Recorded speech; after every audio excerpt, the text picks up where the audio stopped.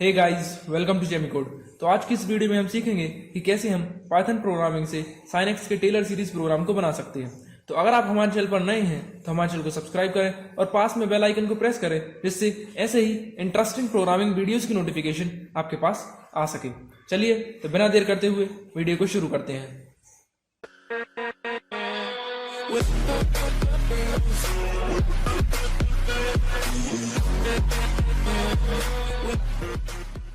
तो चलिए पहले मैं आपको साइनेक्स के टेलर सीरीज फॉर्मूले को समझा देता हूं। आप अपनी स्क्रीन पर देख सकते हैं ये साइनेक्स का टेलर सीरीज फॉर्मूला है, जिसमें आप देख सकते हैं कि लिखा है sine x is equals to x minus x cube by 3 factorial plus x to the power 5 factorial minus ऐसे ही करके पूरी सीरीज कंटिन्यू है। तो इस प्रोग्राम में हम बनाएंगे एक फंक्शन जिसमें हम साइन एक्स में x जो कि एक डिग्री में वैल्यू स्टोर करते हैं, हम डिग्री इनपुट करवाएंगे और हमें कितने टर्म्स ऑफ सीरीज यानी कि आप यहाँ पर आप देख सकते हैं x cube by 3 factorial, x to the power by 5 factorial और x to the power by 7 factorial, ये 4 टर्म्स हैं। इसी तरह से आप कितने टर्म्स तक कैलकुलेट करना चाहते हैं हम उसे पूरा कैलकुलेट करेंगे।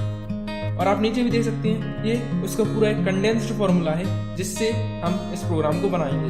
हम इस नीचे वाले फॉर्मूले को पाइथन प्रोग्रामिंग में इम्प्लीमेंट करेंगे। चलिए तो इसे शुरू करते हैं। तो इस प्रोग्राम को बनाने के लिए हम पाइथन के इनबिल्ट मॉड्यूल मैथ का यूज करेंगे। उसके लिए आपको लिखना होगा इंपोर्ट मैथ और इसके बाद आप मैथ मॉड्यूल के किसी भी फंक्शन को यूज कर सकते हैं। तो चलिए पहले हम फंक्शन बना लेते हैं डेफ साइन। अब साइन के बाद हमें पहले लिखना होगा कि हमें कितनी डिग्रीज देनी है और उसके बाद हमें कितनी टर्म्स देनी है, उसे हम x और n से रिप्रेजेंट करते हैं। उसके बाद आप इसमें यहाँ सेमीकोलन लगाएं और इस फंक्शन को क्रिएट करते हैं। अब तो पहले हम एक वेरिएबल क्रिएट कर लेते हैं जिसमें हम बाकी के सीरीज के सम को ऐड करेंगे। आप अपने स्क्रीन पर देख सकते हैं जो सीरीज का सम हो रहा है इसे एक एक करके ऐड और सब्ट्रैक्ट किया गया है, तो हम इसे साइन के साथ एक साथ ऐड कर देंगे। तो उसके लिए पहले हम एक वेरिएबल बना लेते हैं, उसका नाम दे देते हैं साइन, थोड़ा सा मेरा नाम दे देते हैं। उसके बाद आपको एक लूप चलाना होगा, इसलिए आप लिखिए फॉर आई इन रेंज। अब यहाँ पर आपको वैल्यू देनी होगी कि कितने रेंज तक आपको वो लूप चलाना है। मतलब ये है कि आपको कितने नंबर ऑफ टर्म्स उस सीरीज में चाहिए हैं। तो यहाँ पर आप यहाँ पर n लिख सकते हैं, क्योंकि हमने फंक्शन में यहाँ पर n रिप्रेजेंट किया है जितने हमें नंबर ऑफ टर्म्स चाहिए हैं। यहाँ पर हमने n लिख दिया। उसके बाद आप इसे यहाँ क्लोज कीजिए और यहाँ पर अब आप फॉर्मूले में देखिए कि यहाँ पर -1 टू द पावर n है, यानी कि ये जो साइन आता है माइनस प्लस माइनस, हम पहले उस साइन को क्रिएट करते हैं। तो उस साइन के लिए आप लिखिए साइन इज इक्वल्स टू, अब हम यहाँ पर आप जो पावर n दी है उसके लिए हम मैथ के फंक्शंस का यूज करेंगे। उसके लिए आप लिखिए मैथ डॉट pow। ये एक मैथ का ऐसा फंक्शन है जिससे आप पावर को क्रिएट कर सकते हैं। उसके लिए आपको पहले लिखना होगा कि आपको किस नंबर पर पावर चाहिए और उसके बाद आप कॉमा लगा दीजिए कि कितने नंबर की आपको पावर चाहिए। तो उसके बाद जैसे कि यहाँ पर क्वेश्चन में n दिया है, हमने यहाँ पर i क्रिएट किया है।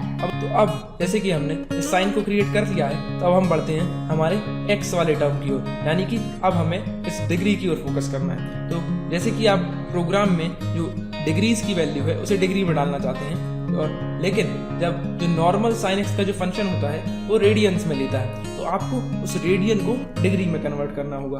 और उस डिग्री के कन्वर्ट करने के लिए आपका एक सिंपल मैथ्स का फॉर्मूला होता है कि radian into pi by 180 is equals to angle in degrees. तो उसके लिए आपको पाई फंक्शन की जरूरत होगी। उसके लिए हम लिखते हैं pi is equals to math dot pi. ये भी एक मैथ का फंक्शन है जिससे अब इस pi में मैथ के पाई फंक्शन यानी कि 3.14 की वैल्यू स्टोर हो गई है। अब उसके बाद हम तो इससे a में जो वैल्यू है वो रेडियन में कन्वर्ट हो गई है, यानी कि अब जो साइन एक्स का फंक्शन है उससे जो डिग्रीज की वैल्यू जो हम इनपुट कर रहे हैं वो उसे रेडियन में कन्वर्ट होगी, क्योंकि ये जो साइन एक्स का फॉर्मूला है ये रेडियन पर लगता है ना कि डिग्रीज पे। अब इसके बाद आपको जो ओरिजिनल फॉर्मूला है, यानी कि आपको यहाँ पर लिखना होगा कि इस -1 to the power n into x to the power 2n plus 1 upon 2n plus 1 into factorial, ये जो फॉर्मूला है इसे अब आप अपने प्रोग्राम के हिसाब से कैलकुलेट करेंगे। यहाँ पे जो आपके लिए x है वो हम a क्रिएट करके चल रहे हैं और यहाँ पे जो n है उसे हम i क्रिएट करके चल रहे हैं। तो आपको यहाँ पर लिखना होगा साइन, अब जैसे कि हमने यहाँ पर ऊपर दिया था कि साइन इज इक्वल्स टू 0, अब हम इस साइन में न्यू वैल्यूज को ऐड करेंगे। यहाँ पर लिखेंगे आप sine is equals to sine plus, अब हमें इसमें प्लस करना है कि नया टर्म्स क्या होगा। तो नए टर्म्स के लिए अब लिखिए यहाँ पर पहले हम लगा देंगे साइन कि उस नए टर्म का साइन क्या है, और उस साइन के ऊपर हम मल्टीप्लाई करेंगे कि जो हमारा a है, यानी कि जो हमारा जो टर्म डिग्री है उसे हम मल्टीप्लाई करेंगे किससे, जो हमारा डिग्री है उस पर हम power चढ़ाएंगे 2 to the power i plus 1 की। तो उसके लिए आप यहाँ पर डबल एस्टेरिस्क का यूज कीजिए और यहाँ पर लिखिए आप 2 into i और उसमें प्लस कर दीजिए 1। तो अब आपने इस टर्म को भी क्रिएट कर लिया। अब उसके बाद तो अब आपको यहाँ पर डिवाइड करना है 2i plus 1 से। तो उसके लिए भी हम मैथ के इनपुट फंक्शन फैक्टोरियल का यूज करेंगे। तो उसके लिए आप लिखिए मैथ डॉट फैक्टोरियल। फैक्टोरियल में भी आपको यहाँ पर बस लिखना होगा, जैसे कि हमें लिखना है 2i plus 1।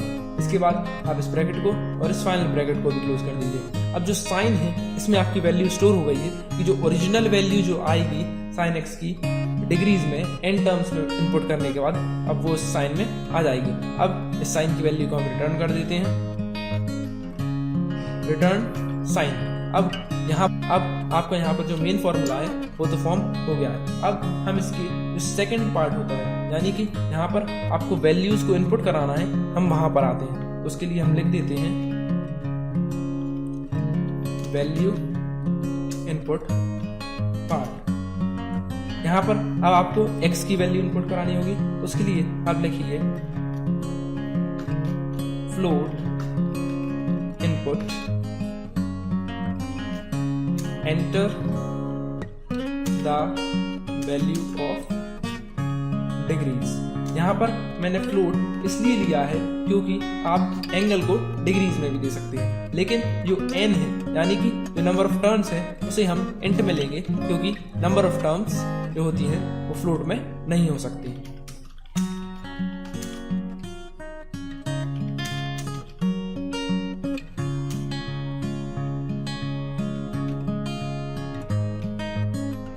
यहाँ पर हमने x और वन की वैल्यू इनपुट करा लिए। अब हमें इन वैल्यूज को फंक्शन में रखना होगा। तो उसके लिए अब यहाँ पर साइन लिख के जो हमने यहाँ पर ओरिजिनल फंक्शन बनाया था ऊपर साइन, इसमें यहाँ पर आप x और n की वैल्यूज को डाल सकते हैं। और अब आपका ये प्रोग्राम रेडी हो गया है। तो इस प्रोग्राम को हम चलिए सेव करके देखते हैं और फिर इसे रन करके देखते हैं।